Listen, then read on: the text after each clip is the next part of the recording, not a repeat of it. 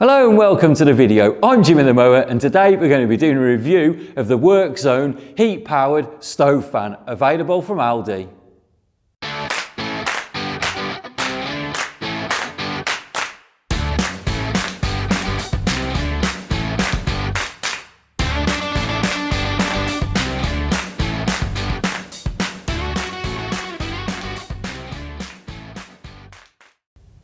So then, I'm not in my usual workshop and I'm not in my new workshop. I'm actually down in my friend's Felix's Forge workshop, but it's not his original one either. He's moved into a brand new one and we're in here today trying to set it up.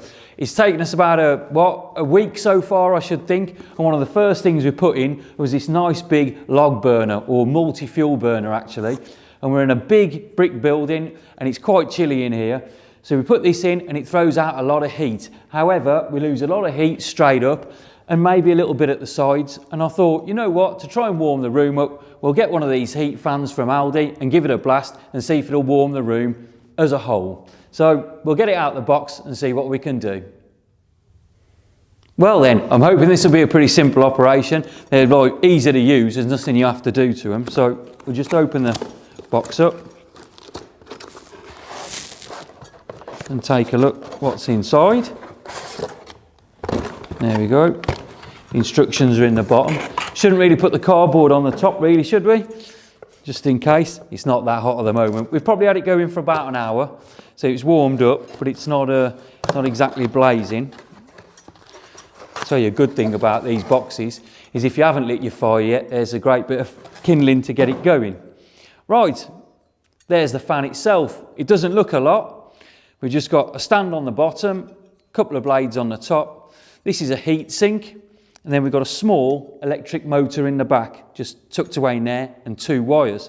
And also, a carrying handle on the top, which allows you to bring it over and put it down.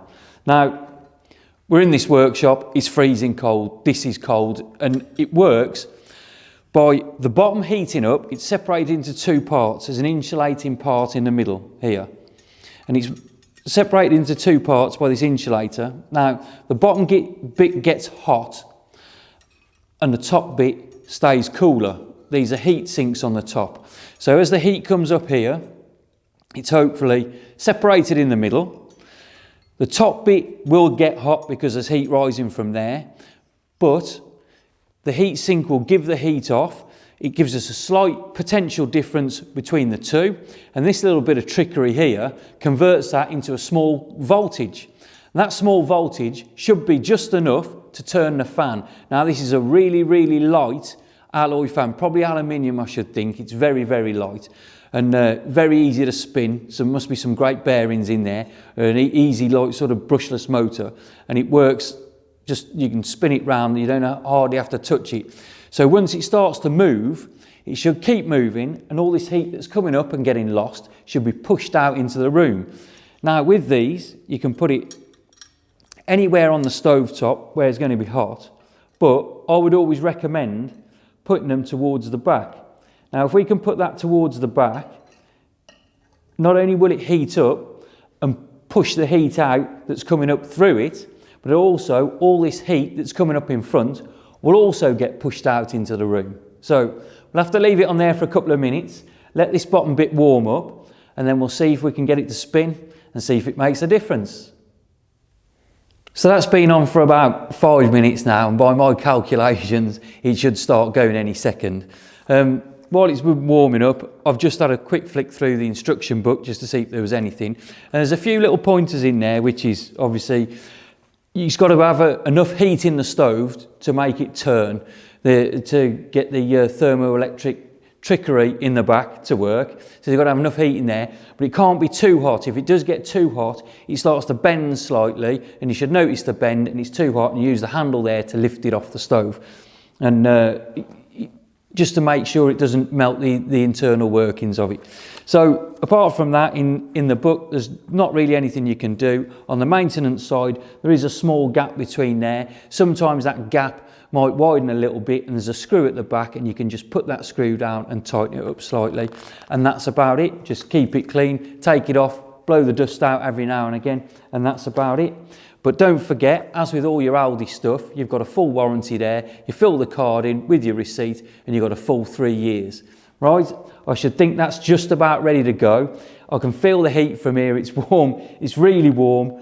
So we'll give it a little nudge, I didn't even have to give it a nudge, it's just started, how about that? So there you go, it's starting to move and we can feel that, and it's starting to pick up speed as well. Let's just watch that for a few seconds.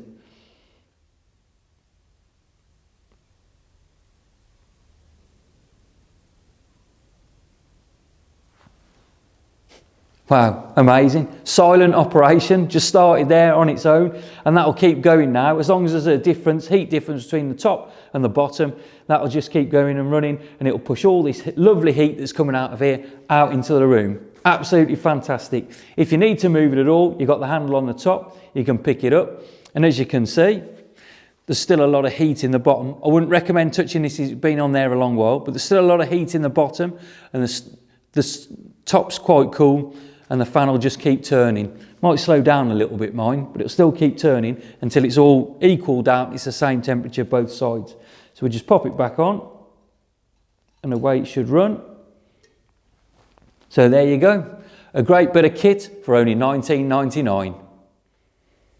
Thank you very much for watching. I really do appreciate it. I've got loads more of the Aldi WorkZone reviews on my YouTube channel. If you've got anything nice to say, you can pop that in the comments below. Follow me across all social media. Give me the thumbs up and subscribe if you can. I'm Jimmy the Mower. I'll catch you on the next one.